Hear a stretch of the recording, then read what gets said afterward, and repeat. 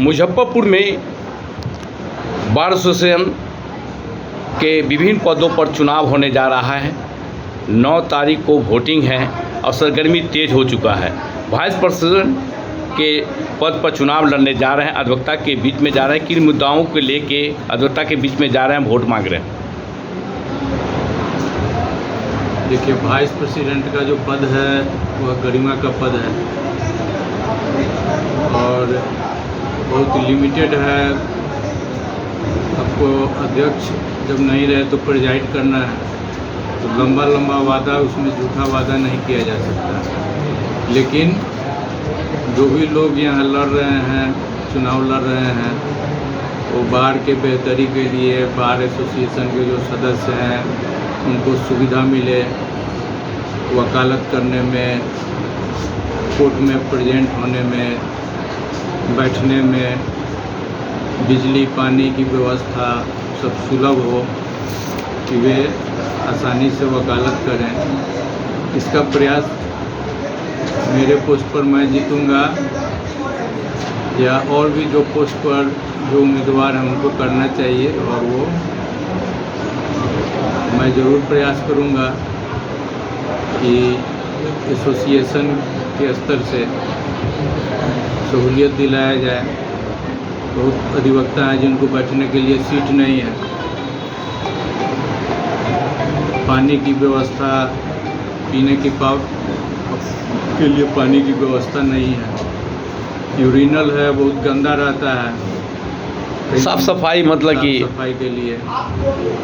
और कोर्ट में अभी जो समस्या आ रही है सबसे ज़्यादा, कि पहले मुजफ्फरपुर में अधिवक्ताओं को सम्मान मिलता था कोर्ट के द्वारा।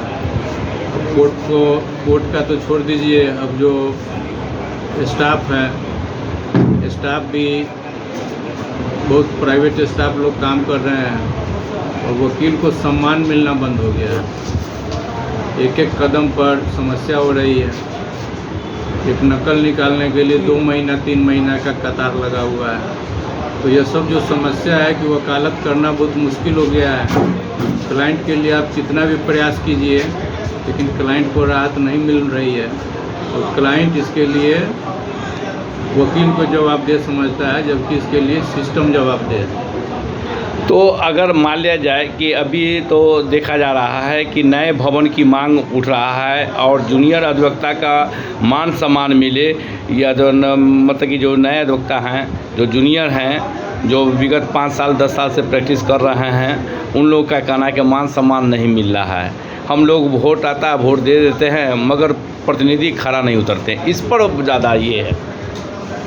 देखिए, जूनियर अधिवक्ता, हम लोग आज का जो सीनियर है वो भी कभी जूनियर था, और उसी परिस्थिति से हर जूनियर को गुजरना पड़ता है।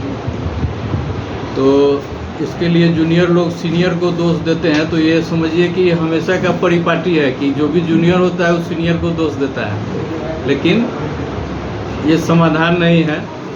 लेकिन ये होना चाहिए कि कोई भी लॉ कॉलेज से पास करके बच्चा आया, भटक रहा है इतना बड़ा कैंपस में कि हमको क्या करना है, वकालत कैसे करना है, कहाँ बैठना है, क्या सीखना है, उसके लिए कुछ होना चाहिए। तो उसके लिए मेरे पास प्लान है। मेरे पिताजी भी एडवोकेट थे, गणेश प्रसाद सिंह, काफ़ी प्रसिद्ध वकील थे, और बेटा भी LLB कर लिया है, प्रैक्टिस में आएगा। तो 3 जनरेशन मेरा है। तो मेरा ध्यान है, जो समस्या है, एक वकील का बेटा होने के चलते, वकील का बाप होने के चलते और वकील होने के चलते, तो मुझे सब पता है कि कैसे क्या होना चाहिए। और मैंने बहुत से नए जो लड़के आए हैं, मिले हैं, सबको मैंने बताया कि मेरे पास प्लान है। एसोसिएशन की मदद के बिना भी मैं ये काम करूँगा, जीतने पर भी हारने पर भी। महिला अधिवक्ता से मांग उठ रही है कि नए भवन का ये हो बने, और महिला के सुरक्षा का मांग उठ रहा है, और कॉमन रूम के लिए मांग उठ रहा है। इस पर क्या कहेंगे? देखिए, महिला का कॉमन रूम यहाँ बनता है और फिर बाद में वो चैम्बर हो जाता है। तुरंत विवाद भी हुआ है इस मामले में, और महिलाओं की संख्या बढ़ती जा रही है। महिला को सम्मान मिलना चाहिए, और हम लोग पुरुष से ज़्यादा सहूलियत की भी ज़रूरत है। निश्चित रूप से उनको ये व्यवस्था होनी चाहिए। अगर आप जीत के आते हैं, वाइस प्रेसिडेंट बनते हैं, तो जीतने के बाद आपका फर्स्ट प्राथमिकता क्या रहेगी? पहली प्राथमिकता रहेगी कि कोर्ट में जो परेशानी हो रही है अधिवक्ता को वकालत करने में, नकल की समस्या है, ऑर्डर पास हो जाता है लिखाता नहीं है, तो प्रशासनिक समस्या ज़्यादा है, उसको पहले ठीक किया जाए।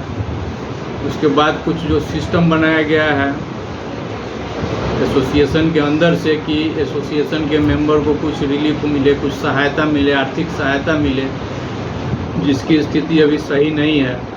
एम्बुलेंस की भी मांग उठ रही है और मतलब कि जो इंश्योरेंस की मांग उठ रही है कि हमारा आर्थिक स्थिति कमज़ोर हो जाए तो हमको एसोसिएशन की तरफ से कुछ लाभ मिले, ये मांग उठ रही है। तो सही है, वकील जब तक स्वस्थ है तब तक वकालत कर रहा है।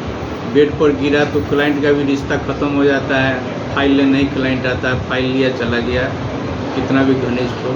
तो निश्चित रूप से स्वास्थ्य के लिए तो व्यवस्था होनी चाहिए। सुप्रीम कोर्ट का आदेश आया है कि जितने भी पुराने केसेस हैं, चाहे ज़मीनी विवादित हो, चाहे घरेलू हिंसा का हो, तो इस पर जो है जागरूकता करना है, जागरूकता करके उसको जो है से सॉल्व करने के लिए बात हो रही है। इसको किस नज़रिया से आप देख रहे हैं? देखिए, जो भी सुप्रीम कोर्ट का जो इंस्ट्रक्शन आता है तो सुप्रीम है, धरातल से उन लोगों को मतलब नहीं है। तो नीचे जब प्रेशर होता है कि जल्दी फैसला हो तो सही न्याय नहीं मिलता है पार्टी को। जल्दी फैसला कर देना है, चाहे सही हो या गलत हो, उस तरह की नहीं हो। आपको सिस्टम मजबूत कीजिए। एक कोर्ट है तो उसको आप 10 कोर्ट कीजिए। अभी कोर्ट में बिना पेशकार के कोर्ट चल रहा है, पेशकार की बहाली नहीं हो रही है। तो जब आप सिस्टम में पर्याप्त मात्रा में जज रहेंगे, पेशकार रहेंगे, तभी सही ढंग से होगा। और सिस्टम को आप मजबूत कर नहीं रहे हैं और ऊपर से कहते हैं जल्दी कीजिए, तो ये लोग तो जल्दी कर देते हैं लेकिन सही ढंग से न्याय नहीं होता। तो इसके लेके अगर आप मतलब वाइस प्रेसिडेंट बनते हैं तो ये आप लोग सरकार के बीच में ये बात रखिएगा। कोशिश किया जाएगा कि हमारा जो संस्था है उसके माध्यम से, व्यक्तिगत रूप से तो कुछ कोई नहीं कर सकता है, लेकिन संस्था के माध्यम से इसको ऊपर तक पहुंचाया जाएगा, व्यवस्था दुरुस्त करने का कोशिश किया जाएगा। तो क्रम संख्या कितने हैं? मेरा क्रम संख्या 15 है। वाइस प्रेसिडेंट में संजीव कुमार मेरा नाम है। एक बार सेवा का मौका मांग रहे हैं। जी, एक बार मुझे भी आजमाए लो। धन्यवाद।